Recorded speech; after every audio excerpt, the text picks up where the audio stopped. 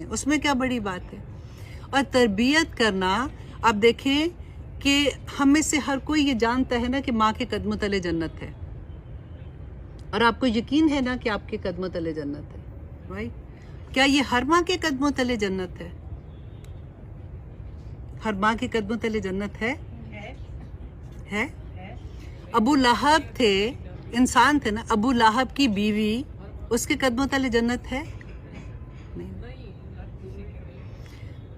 ہر وہ ماں جو اپنے بچے کو جنت کا راستہ دکھائے گی، ہر وہ ماں جو اپنے بچے کو اللہ کے احکامات کے مطابق چلانے والی بنا دے گی، اس کے قدموں تلے جنت ہے. اس دھوکے میں مت رہیے گا. ہمیں بڑی آرام سے ہم کہہ دیتے ہیں کہ میں تو تمہاری ماں، تمہیں پالا، تمہیں دودھ پلایا، تمہیں یہ کیا. وہ تو کرنا ہی ہے، وہ تو ہر کو کافر بھی کرتے. آپ نے کیا کمال کر لیا ہے؟